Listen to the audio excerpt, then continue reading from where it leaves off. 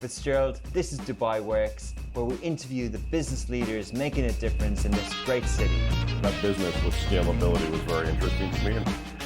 I like building something that has legacy.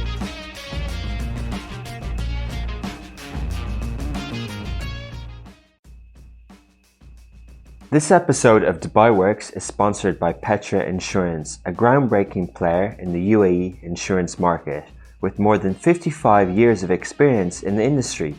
Petra Insurance offers a range of products to individuals and companies, providing quick solutions and the advantage of paying in installments. They also recognize the importance of transparency, and they make it a point to assure trust in their policies. You can get in contact with them directly by visiting insurewithpetra.com. This is episode 150 of Dubai Works Business Podcast, a great milestone. And for all those who've been listening all along, thank you for sticking with us. You'll recognize lots of familiar themes on this show. So firstly, it's the beauty sector, but it's manufacturing in the UAE, it's direct to consumer, it's B2B, it's e-commerce, it's all these things that come up time and time again. And it's a great interview. I was inspired by it, and I'm glad from listening to Stevi, her story, I could learn from it, but also to know of another good product and another good company coming out of the UAE. So enjoy the conversation. Welcome back to another episode of Dubai Works Business Podcast, the second one of the year, and we're talking about the beauty industry. We have Stevi Lowmass, the founder and owner of the Camel Soap Factory, a company she started after studying soap making in London, producing skincare products made with locally sourced camel milk. Today we'll talk about the Camel Soap Factory, the story of it, how it came about, the skincare industry in Dubai, and also the future trends in Dubai and for her business. So good morning, Stevi. Good morning, Richard. Thank you for having me on. I really appreciate it. Thank you, and nice to speak to you. So we're still doing this over Zoom. We're still working remotely, navigating COVID. How are you? How's the start to the year? Yeah, COVID's given us an interesting start to the year, hasn't it? We were seeing a real bounce in the economy at the end of last year, so the start of this year has kind of taken the wind out of our sails ever so slightly. But we're enormously optimistic for 2022. Excellent. Yeah, so I'd love to talk about the pandemic because whenever we've had beauty experts and businesses on the podcast in the last year and a half, there was a real shift to skincare as opposed to makeup. So, and there's better terms for that, but I'm sure your business has done well despite the pandemic. Yes and no. The company that I started was originally sort of started on the premise that we started actually as literally a soap factory, and it all kind of started when in 2012-13 I saw a little gap in the market for gifts, actually, not skincare, funnily enough, and I was aware that available in gift shops were products from India, products from China, but very little that was local. So my initial stab into the market was with a product that was created with a local ingredient, camel milk, but which we sold largely through tourist shops, tourist venues. And really, we were targeting the 20 million people that came to visit Dubai.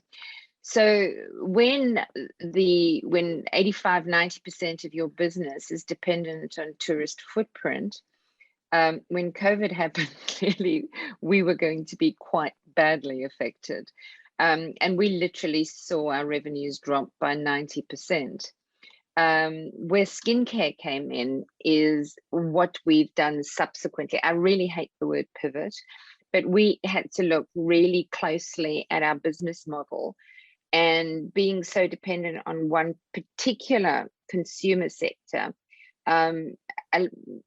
really made us think a lot more broadly about what we do and how we can starting to address the wider skincare market. So a very long answer to your question, but yes, the pandemic did affect us, but actually, I think in the long term, it affected us very positively. Amazing. That's a good answer. And I guess I should have started with the foundation of the business, but you gave a hint or some of the story. And I think it's fascinating. It's great to hear of a business that looked at the UAE from a, hey, that people aren't doing manufacturing here. How do we go about that? And you created your own factory. So I think that was probably a brave thing to do, because it's not what everyone does. So how did you think that that could be something you could do and make it in a way where it makes business sense? Yeah, I mean, brave or stupid, I'm still not quite That's definitely brave. Definitely brave. but in the early days, I mean, I ventured very hesitantly into the market. And to give you a little background, I mean, we started really by, I knew nothing about making skincare or soap products. I come from the electronics payments industry. My background was IT, business management. And, you know, I happened across this idea and thought, gosh, this would be great. So, I mean, I had to first learn how to make soap and make creams and understand that. So I actually literally just Googled best soap maker in the world. And up popped this name, Melinda Koss, in London. And I went over to London to do her course and learned how to make soap. And then I started making it really from home, and went to a few fairs and markets and discovered that actually there was an enormous market for what I was doing. And that's when I kind of made the decision, we're going to need a manufacturing facility, and I was going to need an industrial license. And the rest is sort of history. So I ended up, I was advised to see if I could find a company to manufacture what we wanted. But actually, in those days, and even nowadays, it's still rare to find the kind of manufacturing company that does the kind of work that we do. So we really focus on sustainable, environmentally friendly manufacture. We wanted to do kind of short run, very high quality products. And everything in the UAE was geared to huge machines, you know, running 5 tons of some sort of soap base through a really large sort of Mazzoni type machine. There was not much available to support companies like myself. And the big irony is over COVID and more recently is we are finding many companies are coming to us, and we're actually not just manufacturing our own brand, but we actually manufacture for a number of other companies as well now, all who have this idea for creating niche, high quality products, and we now manufacture for them. Fascinating. Interesting. And where does the camel milk come into it? And how does one make soap? Yeah, okay, so the camel milk came in because I've actually always been a bit obsessed with natural products, and my whole life I've bought natural soaps. I really don't like to use these kind of detergent bars that you can typically buy quite cheaply on the shelves in, you know, places like Spinneys or Carrefour. So I've always used milk soaps, and I've traditionally bought soaps made with things like goat milk or donkey milk. And it struck me in the early days that actually here is a local ingredient, camel milk, in good supply, that would actually be a really beautiful ingredient potentially in a soap product. I wasn't even thinking the kind of product range we've got now, but initially it was just this little handmade soap product. And I tested it, and not so much to my surprise, I wasn't surprised that it worked. I think what did take me surprised was actually how good it was. And it turns out camel milk has amazing properties. The camel produces a lot less milk than a cow. It is very, very rich milk as a result. And that milk is full of vitamins, minerals, all the sorts of things that actually we do put on our skins. And we ended up with a very loyal customer base for our soaps. People who started buying the product simply because they had problems like eczema or psoriasis. and even tourists were writing to us saying, I just bought your product, but actually it's amazing. My skin has never felt so good. And that's really how Camel Milk came about in terms of the product. The other aspect for me, though, was trying to source ingredients that were used locally. I mean, the Bedouin have used camel milk for centuries. They've used the camel milk fats, they've used the butters. They've used it for all sorts of, not just nutritional reasons, but the fats and oils they've used on their skin as well. So we knew that incorporating this kind of ingredient into product was inevitably going to lead to quite good products. But we also, I mean, it's not just camel milk. We also look at trying to source other local ingredients. So we buy Omani frankincense, which is another astonishing ingredient, and we incorporate that into our skincare cream products. We're about to launch a range of shampoo bars and conditioners that will be incorporating a powder that's been used for centuries by Bedouin women called sidr. And it's a leaf powder for scalp problems, and we've discovered it's really amazing in our shampoo bars. So the camel milk, I guess, is really part of the wider using ingredients that are part of the Middle Eastern heritage.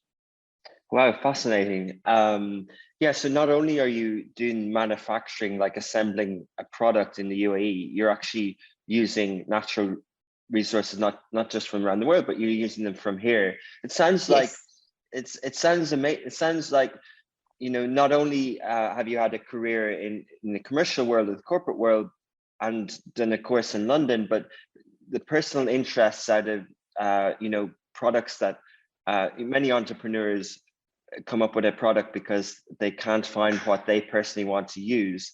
But there must be, Stevi, some interest that you have in products and ingredients in general to be so interested and to be able to source all these ingredients. How's that come from? Yeah, there is. I mean, it's sort of twofold. I mean, one is that I find myself absolutely fascinated by the whole process of manufacture. So it's not just product. For me personally, manufacturing is really fascinating, and particularly when you manufacture in a really different way, perhaps to the way product is produced in a standard way. But my interest in natural products probably started, I guess, about 15 years ago, when my little girl was born. She had quite sensitive skin. And I discovered that the only soaps I could use on her skin were the soaps that I'd made myself. And that sort of made me start looking. I'd never been really aware of ingredients. I think I was your classic unaware consumer. You know, if the label said something nice on the outside, I generally believed it. But I started reading labels, and I started understanding ingredients and realized that and I think the world is jumping on this bandwagon to a certain extent, is people are becoming a lot more aware of what goes into products. And it's not just, it's food, what we eat, but what we put on our skin. And they're becoming a lot more aware of how it's made. And a very subtle thing that people often don't think about, they're also becoming very aware of how it's packaged. So I think, you know, if I have to look at my long-term vision, I mean, we've got this vision of bringing all this beautiful Middle East heritage to the world. But in the long run, I think if I put it really simply, I want to get plastic out of the bathroom. I just want to get plastic out of the bathroom. Wow. And I want to do it in a way and using ingredients that are pretty kind to the skin and kind to the planet as well. Fascinating. So there's, forgive my ignorance, but there's zero plastic in there's usually oil and plastic in soaps, right? Is there? And there isn't in yours? There's no plastic in soaps. There are always oils. Many detergent bars have a lot of chemicals in them, and there's a reason for this. When you make a classic soap product in the traditional way, it's quite a sticky product. That stickiness comes from glycerin. So for the soaps that are sold on the shelves, they have to extract that beautiful glycerin out of the soap product so that they can get it through the machine, so that they can process enough of it. They also have to add a lot of chemicals for hardening, chemicals for foaming, chemicals for making it white. You know, and this is the nature of the world we live in, you know, is that if you want to buy something mass produced and cheaply, you do have to compromise an awful lot on what actually goes into that product. Fascinating. Yeah. So soap itself doesn't contain plastic, but when you think about things like shampoos and conditioners, they're packaged in plastic. Plastic, yeah.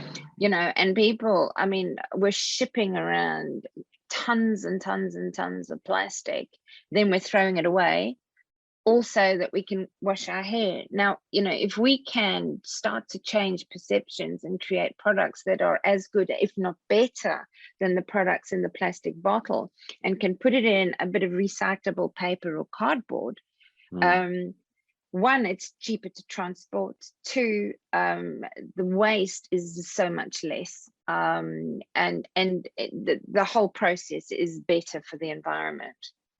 Interesting. So from the positioning and being a sustainable product and environmental friendly product, as opposed to what was traditionally in the market, I guess that's been part of your positioning from the start. So that's what would have attracted customers at the start as well. Yeah. Yeah, very much so.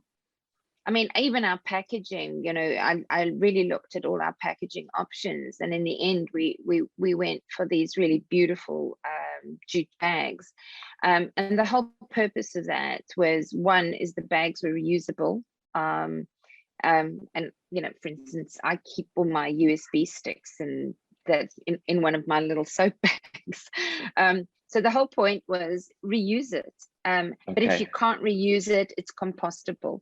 And you could throw this in your rubbish, and it would actually degrade naturally without any impact on the environment. So even our original packaging really was designed with this thought for how can we create something that's not going to be creating additional packaging waste. Was the Camel soap factory, you described at the start of the conversation that you would supply to tourists in tourist shops and things like that. So was it supposed to be a B2B model? And did your customers come from the UAE at the start, and or did you also have a place to sell direct to the consumer before the pandemic? Yeah, okay, so that's a really good question. I mean, our model actually was always previously B2B. The pandemic has changed that, and I'll go into that. So our original model had been to create these beautiful products and then sell them to distributors or large retailers. So for example, one of our really good customers from the very early days is a really beautiful gift gallery called Al Jabba Gallery. And we sold our products through to the tourist market through their vast network of gift shops. This meant we didn't have to own, I mean, what I know about retail is dangerous. And it meant I didn't have to have my own store. So you sacrifice a little bit in terms of margin, perhaps, with that sort of model. But what you can do is then build volume. And then to address your second question, you know, is where did the customers come from? The UAE, but the UAE is actually a fairly small market when you really think about it. I mean, in terms of people who can afford a product like this, it's actually less than 1 million people. It's really quite small. So for us, our big target in the early days was those 20 million visitors into the country. And those were the people we really targeted and were very, very successful. What's changed with the pandemic, travel patterns have changed, but we've realized that our product meets a consumer need a lot wider than just locally. So this is why we're now looking at very different markets and ways to market. And for us, obviously, that's embracing e-commerce. You know, when you're selling to tourists, e-commerce is not necessarily the best way because people are walking around. You don't log on to a computer to buy a gift to take home to your home country. You see it in a shop and think, oh, that'll be nice for granny. But if you want to reach wider consumers with a wider message, you have to do that with an e-commerce platform. And that's been the real change for us in the pandemic. Yeah, fascinating. It sounds like, get the point, but you've got a lot of the ingredients that one would need to have an e-commerce brand. You manufacture the goods, you have your own labeling, you have your own positioning. You're also on trends, if you know, not to just latch on trends, but you're in terms of what the consumer is looking for now in e-commerce, in this digital native vertical brand sort of thing, or sustainable produce goods. So there's a lot of benefits there, but I imagine it must have been hard to sort of to generate that direct to consumer relationship. And I've seen your website. It looks like a very clean e-commerce friendly website, but I'm sure it just didn't happen overnight. So what was the kind of journey to sort of not pivoting, but evolving into that space? I like that word, to evolve. Yeah. Listen, it's a journey we're still on, if I'm absolutely honest, Richard. I think there are some products that can switch and move very easily from the sort of direct the B2B model we had into e-commerce. But when you have a brand and a product, you really have to start getting that brand into the face of the people you want to buy your product, or you feel that you appeal to. So it's been a massive learning curve for us. I can honestly say that we have learned massively and made a number of mistakes along the way. But I look at mistakes and think without mistakes, actually, I think we're better for the mistakes, in a sense that we've learned really valuable things about how people buy online, what attracts them online, and what we're really at this stage still trying to do is gain traction, and become a brand name locally. And by locally, I don't just mean the UAE, I mean the GCC, because we feel that the products that we have really are products that reflect the wider region. But obviously for us, then we'd like to go after markets overseas, and in particular the Muslim markets, because that's where we find the biggest interest in products made with camel milk. Interesting, because they're familiar with it from a background point of view as well. But yeah, so what is the current product suite that you have available to customers online? Thank you. Always like a chance to punt what we do. It's so great. we've obviously got our original range of products that people do know well. They've been available in places like Carrefour and Spinneys and Waitrose for many years. And these are our handmade soap products that are made with fresh camel milk. And more importantly, are made with really beautiful natural ingredients: olive oil, shea butter, coconut oil. It's really as simple as that. And we use essential oils to fragrance them. At the beginning of the pandemic, we were well positioned because of Expo 2020. We were actually signed up as a licensee for Expo 2020. We'd invested quite heavily in some new equipment to allow us to produce another type of bar soap. So we introduced at the beginning of last year a new brand under the Camel Soap Factory, which was a range of more everyday soaps. Handmade soaps can be expensive, and much as everybody loves to use them, they tend to keep them for special occasions, for guest bathrooms, and for that sort of thing. But we introduced a range of very, very high quality, what are called milled soaps. And these soaps are pushed through a machine. So same sort of ingredients that go into these, but we add in our camel milk, and we add in our fragrances. And these soaps sell at about half the price of the handmade. They're a lot cheaper to manufacture. You don't have the whole process of storing and curing the soaps, which you do with a handmade one. So those products are all available on at shops like retailers like Carrefour, and we're hoping to go into places like Spinneys at some time soon as well. Then we added to that product range. We knew we were onto something good with the camel milk, and we developed just before COVID an amazing face cream, which we call the face rescue cream, also made with fresh camel milk, but more importantly, totally natural, with minimal preservation. We keep and we do that by packaging it in a way that you can't put your fingers into the bottle. And we launched that last year, along with some really beautiful hand and body creams that have just become available in the last couple of months. And then we'll be launching in the first quarter of this year a product we're very excited about, which is our shampoo bar and conditioner.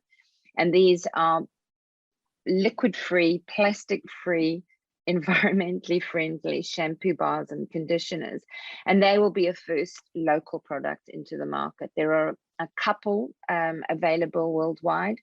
I have to say many of them not very good. There's only one product I'd really rate is okay. Ours is excellent. We've been test driving it for the last 4 to 5 months.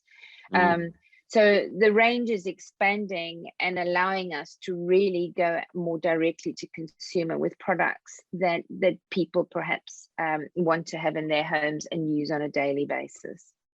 Fascinating. So you really do have a full range of beauty and skincare products in a region where beauty and skincare spend per person is the highest per capita in the world. So it seems like a very good positioning, and it seems also that you're doing something rather unique as well. Yes. So you think there's a good opportunity for the business now in the years to come? Yeah, we do. We just attracted some major investment into the company at the end of last year, and both parties that came in as investment really could see the future for the company, in terms of what our vision was for taking this really beautiful Middle Eastern brand, this vision for a natural, sustainable product, and taking it worldwide. It has its challenges. As you can imagine, it's a very competitive marketplace. So, getting your voice heard in that market space can be tough and very expensive as well. But I firmly believe that if you've got a really high quality product, and you can tap into the base of people who really appreciate and love that sort of quality, the quality natural product, that the market is big enough for players like ourselves. Interesting. And Stevi, just going back to jump around a little bit because there's a few things I haven't pieced together, but going back to the manufacturing process, where exactly is your factory located, and how do you source your key suppliers, let's say the farms for the camel milk and those sort of relationships? Yeah, so that was my biggest challenge. We started with a factory and a warehouse in Al Quoz. We had about 3,500 square foot of warehouse space that we converted into a factory in Al Quoz. We subsequently moved to a much more bespoke industrial area in Dubai Silicon Oasis. And we have about 9,000 square foot of really good modern industrial facility now. Sourcing is interesting. When you start out, you discover that when you start manufacturing, buying is actually one of your most difficult problems. And in the early days, I used to go into Carrefour and literally buy out all their olive oils and all their coconut oils and all their camel. Because of course you go to a supplier and say, I want to buy 10 bottles, and they look at you and go, no. The beauty of growth, of course, is that it's allowed us to form some really strong supplier relationships. So we buy from one of the really big dairies in the region. There's a reason for that. I mean, we do get approached by many local farmers who say, will you buy my camel milk? But for us, because of the SARS and MERS epidemic 10 years ago, which I think a lot of people have probably forgotten, But the MERS epidemic was actually linked to camel's milk, and it was linked to unpasteurized camel's milk. So we still actually can't ship our products into some countries in Asia who still have a ban on camel milk because of the epidemic 10 years ago. So what we need to make sure is that we source milk that it really goes through a state-of-the-art pasteurization facility. And the milks that we buy are the same as the milks that you would consume if you went to go and buy it off a supermarket shelf. In terms of our oils and butters, we're still not at a stage yet where we can go to maybe a farm in Africa. I mean, we have dreams of maybe forming supply relationships where we buy from particularly maybe small farms that produce in a way that goes with our sort of our mission and vision and our ethics. But at the moment, we really are obliged to source from some suppliers who do buy in from those sort of sources, and so we've established local supply chains who bring in things like shea butters and bring in coconut oils, and bring in things like olive oil, because clearly those cannot be manufactured in the region. They do need to be brought in from outside. So if you ask me what goes into soap, it's really quite simple. The handmade soaps, I mean, we've got one bar of soap that is literally olive oil, a tiny bit of beeswax, and camel milk. And then we use a chemical agent to start the saponification process. Fascinating. And from the manufacturing point of view to the products, so the marketing and the consumer purchasing of different products might vary. The frequency that one uses soap versus face cream versus different types of products would change. Have you found that since you've started the direct consumer, which of the products is there more demand for, and what's the sort of purchasing cycle of people? Yeah, that's a good question. I mean, that's the holy grail, isn't it? Is that you almost become a product that somebody buys on subscription. Yeah. Because when you think about it, if you buy a jar of face cream, you really want it to last for 30 to 60 days, a month to 2 months. If I buy a bar of soap, I want it to last for a month. Okay. So the beauty of products like these is that they do need to be replaced. The key is really getting people to replace your product with your own product. And when people buy again, say, I really love that, I'm buying that again. And actually you've touched on what probably is our holy grail, is actually to introduce some sort of subscription service. So, Richard clicks on and says, can you just deliver me 2 bars of soap, my shaving balm, my shaving cream? You don't shave. Okay. My my beard balm. We make a beautiful beard balm. Interesting. But I think I could use your facial cream, right? Like, it's for guys as well, isn't it? Yeah. Oh my God, men love it. Yes. In fact, I think some of our wildest fans are men, because it's simple. It's really, we're not selling a 16-step skin routine. I like simplicity, and what we're really aiming for is simple, honest skincare, and men love that. Yes. I there was excitement in the office a month ago. We were doing something with Charlotte Tilbury, and everyone explained to me what the magic cream was. So I can see how a product like that can almost carry the brand in a way, and I guess what I was getting at was, which of your products are your hero products that can kind of get known and carry the brand. Yes, well, I think our hero product is actually our face rescue cream. It is an astonishing product. It got voted best natural product in the Middle East 2021 at Beauty World. That is absolutely our hero product. It's the product we've invested the most R&D in. It's the product we've had the most amazing feedback on, and I think for us going forward, it will be. I also think when our shampoo bar and conditioner hits the market, it's going to vie for #1 place, because they are amazing products. Yeah, brilliant. So earlier you were talking about the sort of e-commerce transition, and you mentioned some mistakes and things like that. What what was it? Like, I think no one does e-commerce or digital without learnings, and I think you need to kind of jump in and figure things out. But where were the challenges and where were the learnings, and what stage are you at now? Yeah, so I think our biggest learnings were that what we thought that what we could do is outsource it, because what we knew about digital marketing was probably dangerous. It's probably better called performance marketing. And when we first embarked on this venture, it was a learning experience for us.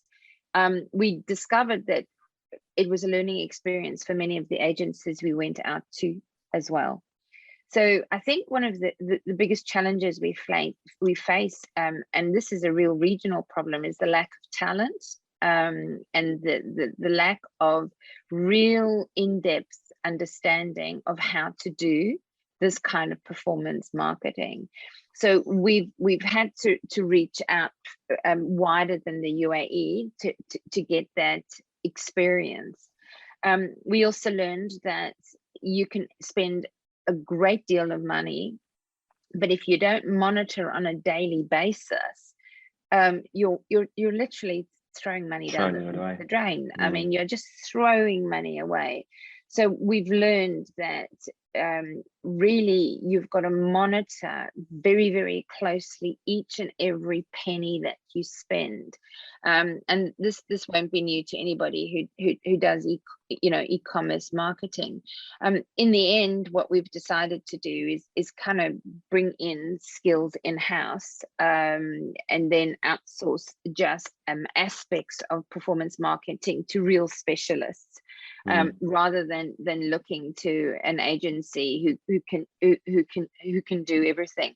But I think when you're a small company, and this has been another learning for us, is that when you're an agency, they're perhaps handling the agency for huge companies with million dirham budgets.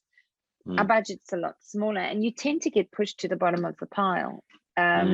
So we've learned that really we've got to manage it ourselves. We've got to build up our own skill sets. We've had to learn and really focus on understanding what digital marketing is about and how you reach out.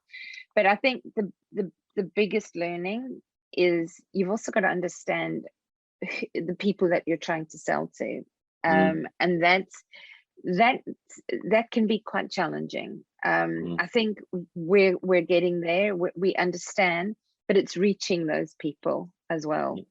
Yeah, fascinating. It's a topic I'm super interested in. I think you're totally right, and the agency buying model was always based on volume. So the percentage, depending on the pricing model, but it would be incentivized to look after the bigger volume spend.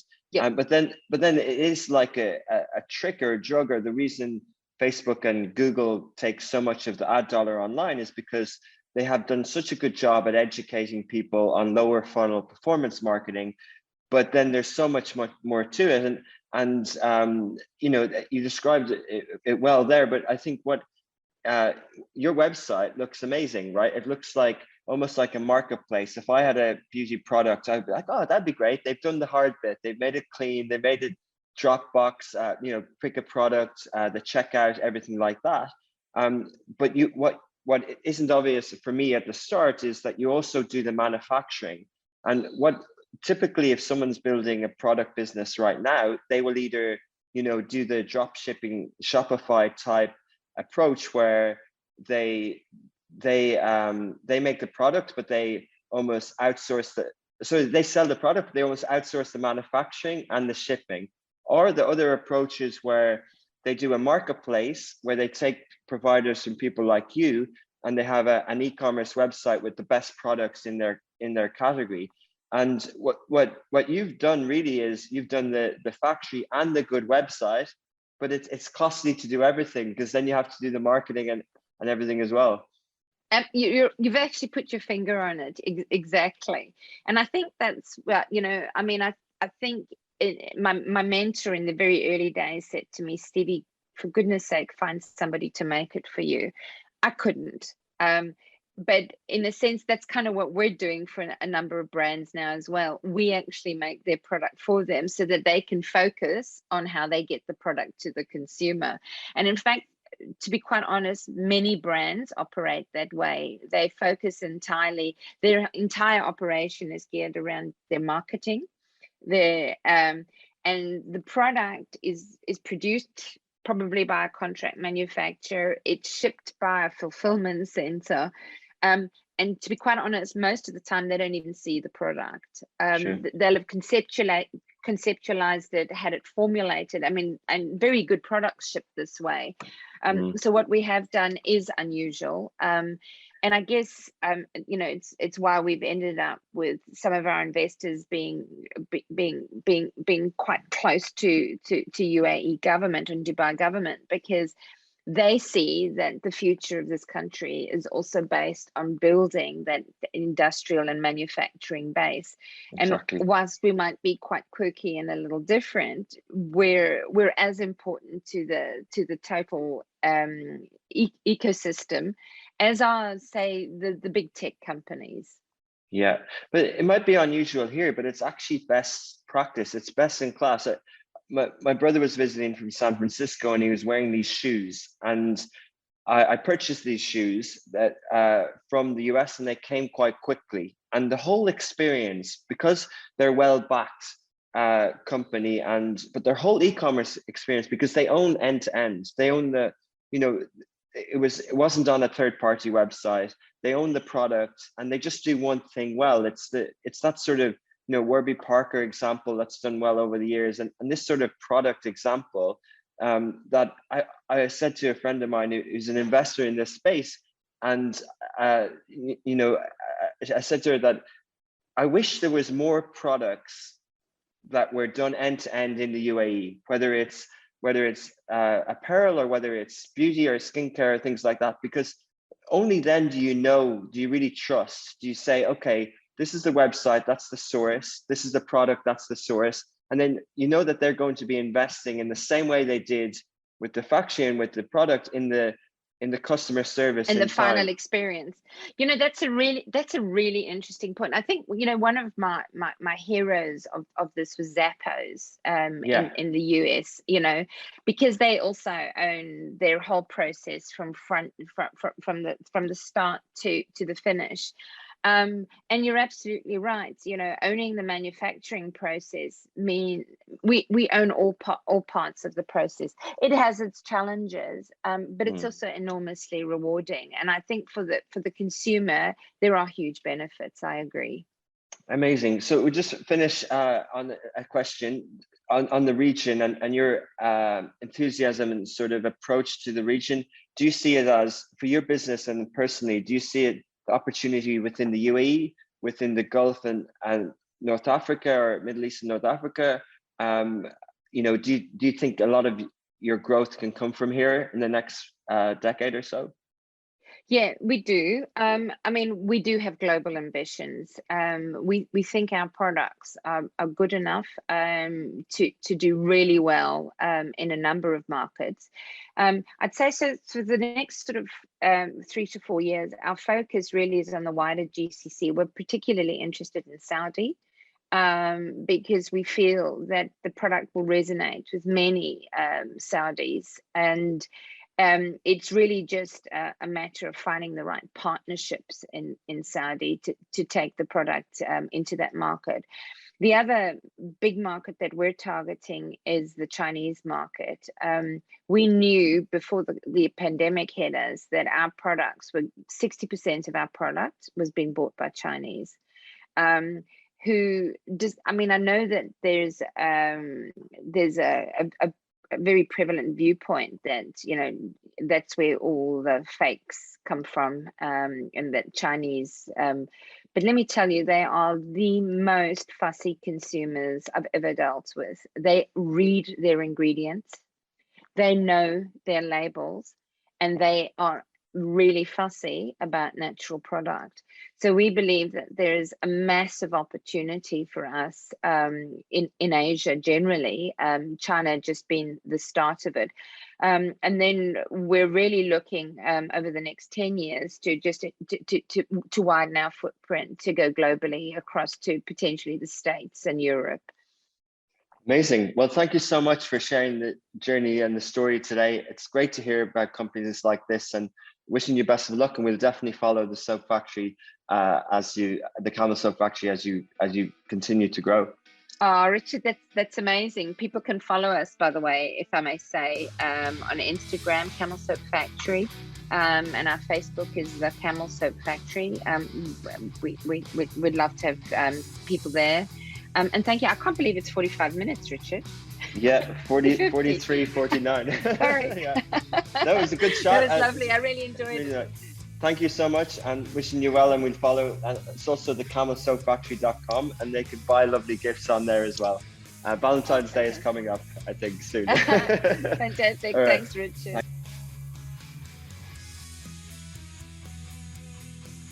I really enjoyed that, thoroughly enjoyed that conversation, and great to see a company like that in the UAE, and I've no doubt that they're well positioned in the beauty space and in the skincare space. Thank you to our producers, Ali and Shahir, for bringing together another Dubai Works business podcast. Join us again next week, same time, same place, 11 a.m. on Thursdays. If you're listening, watching live, it's on the Smashy TV website and app. You can download that on iOS and Android, but it's also now available on Sony TVs, on Apple TVs, and a few more as well. And if you're listening on the podcast, please do subscribe, leave a comment, let us know if you enjoyed the podcast, let us know if you tried any of the products. It's just good for our feedback, but also if there's any guests that you'd like to see coming up in the future, do let us know.